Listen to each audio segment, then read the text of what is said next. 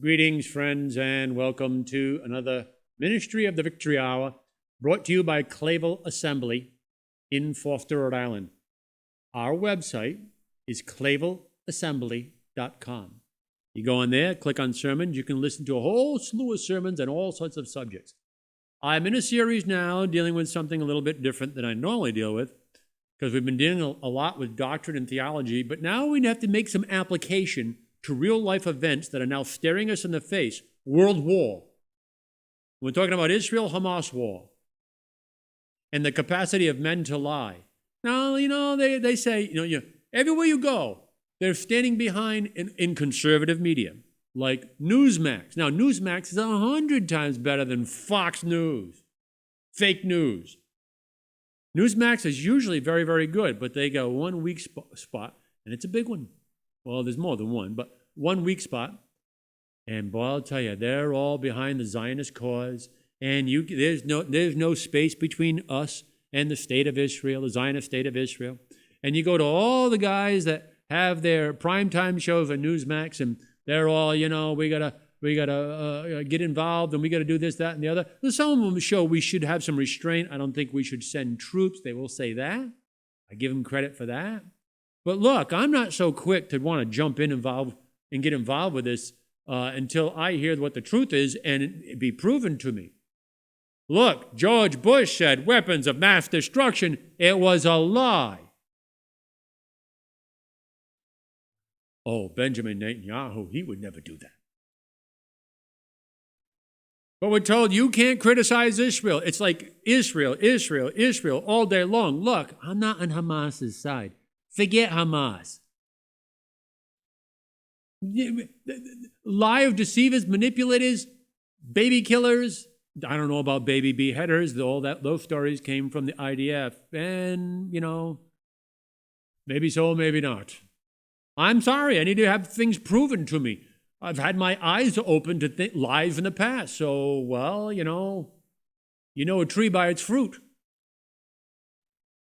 All men are liars. So you can't say anything against Israel, And so here's all the conservative press. We got to stop all the opposition to Israel. This is too outrageous. What's happened? It's so morally horrifying that we need to have no dissension and everybody gets on board and supports Israel or their persona non grata. They need to be cut off. No, wait a minute. So now all the conservative media who's been complaining about the liberals' woke agenda of cancel culture and freedom of thought and inquiry, is now shutting down freedom of thought and inquiry so that we can all get on board with their Zionist pals. You see the problem and contradiction?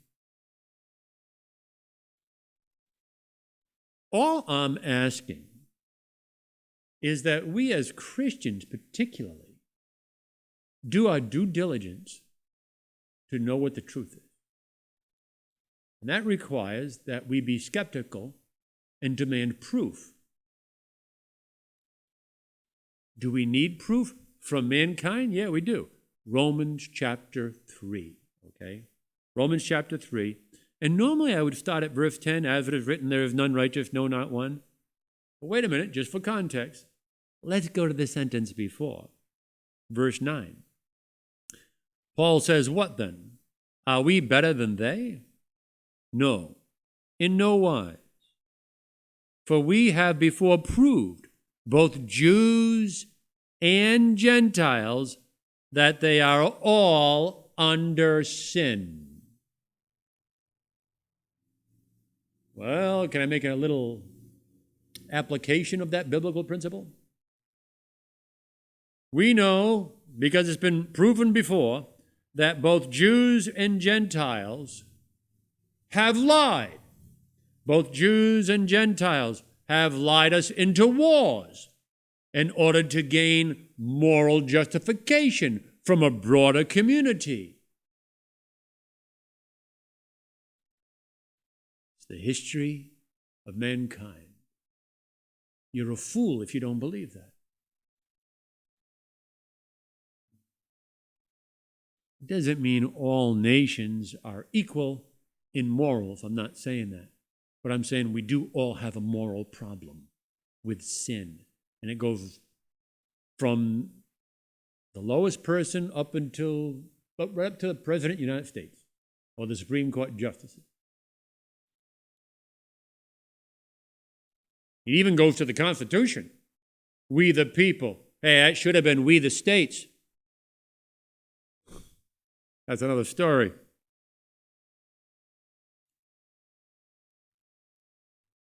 People would say to me, but Pastor Gallagher, okay, I understand what you're saying. Men are depraved. They'll lie. They'll manipulate to get things in their favor. Even if their cause is right, they might lie and manipulate to forward their right cause.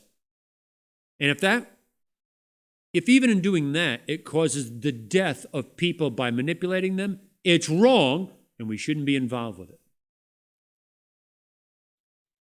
You say, but Pastor, I just cannot believe that Israel would stand down to let Hamas in. I'm not saying I know that's true, but I'm saying it's possible. Egypt warned them that Hamas was coming in.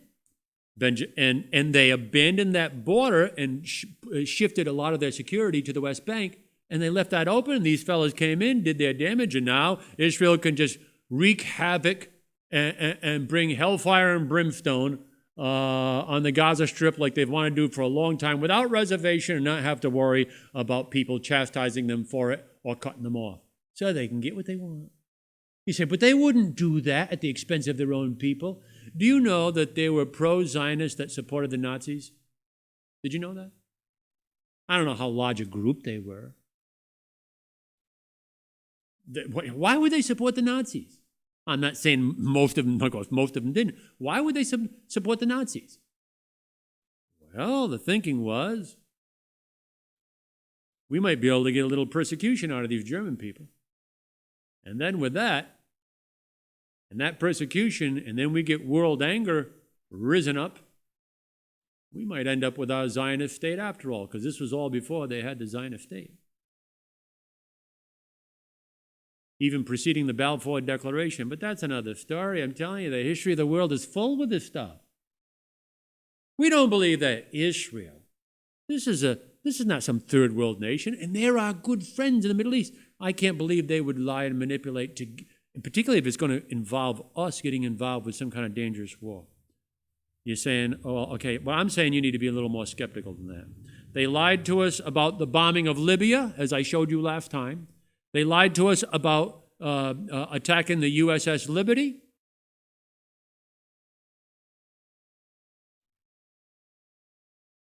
The motto of the Mossad is, always was, by way of deception thou shalt wage war. That's how they do it, deception. If you think it's too hard to believe that such an advanced society as Israel, an educated society as Israel, a supposedly pro-Western society like Israel, could do something so morally reprehensible. And I'm not saying I know that they did that intentionally, let them in, but I'm saying there's things that make you question it. And it ought to be questioned and then dig for the answers. Is that too much to ask when we're talking about World War III? Can we think sanely a few moments before global annihilation? Could we just maybe consider before something so drastic that might happen? Of course, I never believe the globe will be annihilated because God is sovereign. And there are certain things in the Bible that show that the kingdom of God will go forever. So I don't believe there will ever be an extinction of man on earth, but it doesn't mean there can't be massive genocide. Before we enter massive genocide, shouldn't we think critically and very carefully? And shouldn't Christians just always do that as a habit? To put it that way. Now, I just want to illustrate for you today, and I'll only begin this, to show you that even the good guys can do evil things like this, like allow murderers to murder their own people. Or maybe even allow themselves to kill their own people to gain the sympathy of their own people for the warlike machinations they've been plotting. You say, what are you talking about? And who are you talking about? Okay, let's make it real personal. How about the United States of America? And I consider myself a patriot, not the way that it's normally understood. My country, right or wrong, we're always in the right. No, that's not patriotism. That's stupidity. A patriot says, I want what's best for my nation. I want to honor our history, honor our people, and be thankful for the history that God has given us before, particularly with our Puritan forefathers and the Pilgrims. And I want to see our nation do what's right. And when we're on the wrong track, we need to be the agents of change to bring us on the right track, so we can be right with God and receive the blessings of God. That's what a true Christian patriot ought to be like. So I'm going to air some dirty laundry here about the United States to show you, look, even the good guys with the white hats can do very evil things. Now, a lot of you might not believe that what I'm reading to you is going to be true. So I would ask you to look it up. It's easy to do. You can find this document online. It's called Operation Northwoods. You familiar with Operation Northwoods? Oh, by the way, I didn't read the rest of Romans 3, right? So he says, what then? Are we better than they? No, in no wise. For we have before proved that both Jews and Gentiles, that they are all under sin. Jews and Gentiles, fake Israel and the United States. There is none righteous, Paul writes, no, not one. Yeah, can you apply that to what we've been talking about?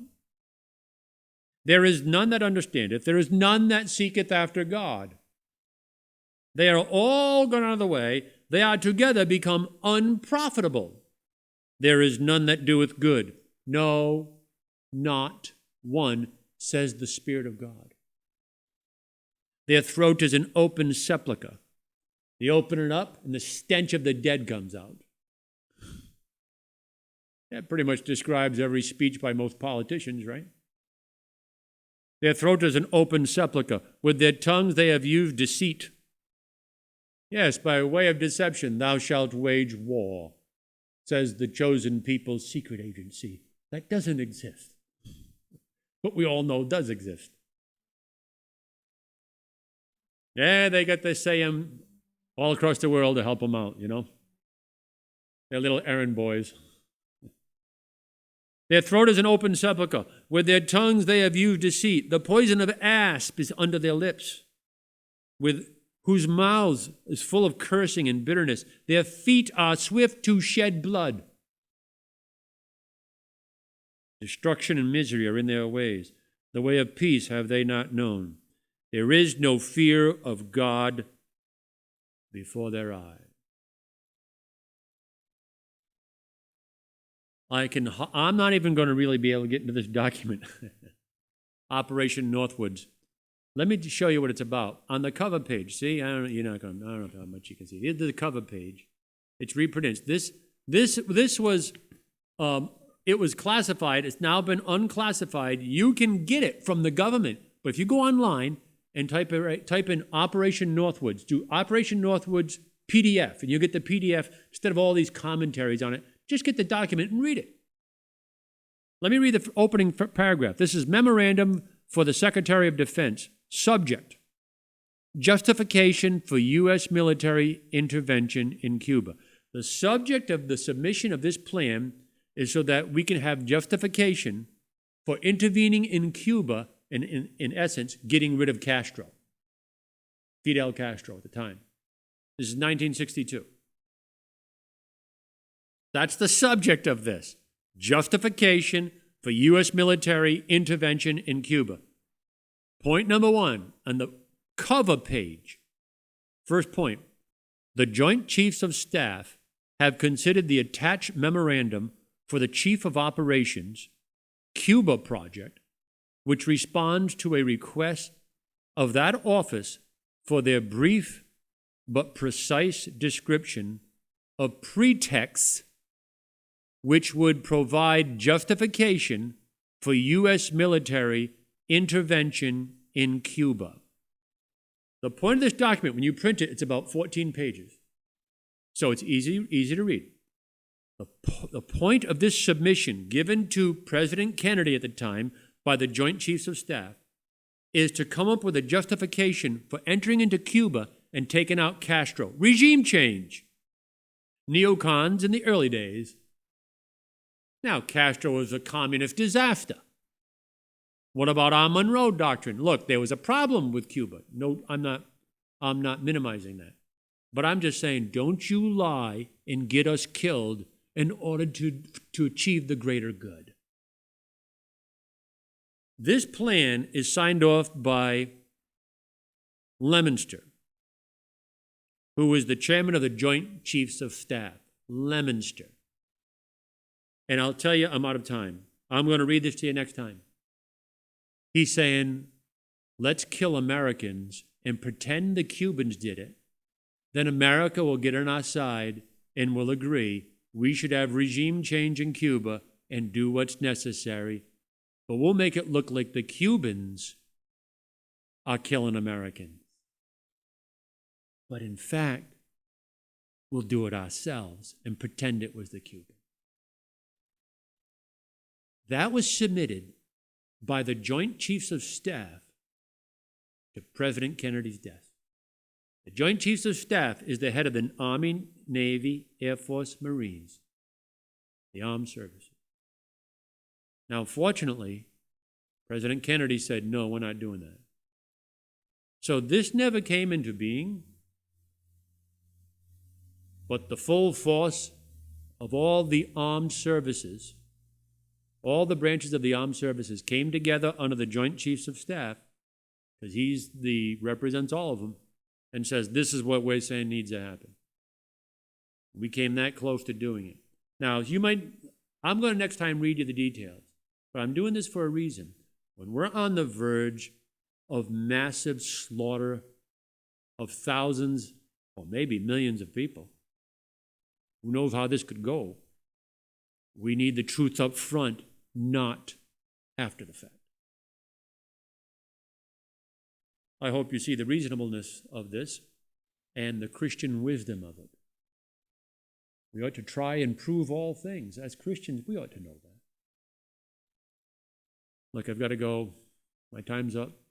Jim Gallagher, reminding you in the words of our blessed Lord and Savior, ye shall know the truth. If you're looking for truth, you're going to have to look to the Bible for that and then kind of figure out the rest. Because men are liars. Ye shall know the truth, and the truth shall make you free.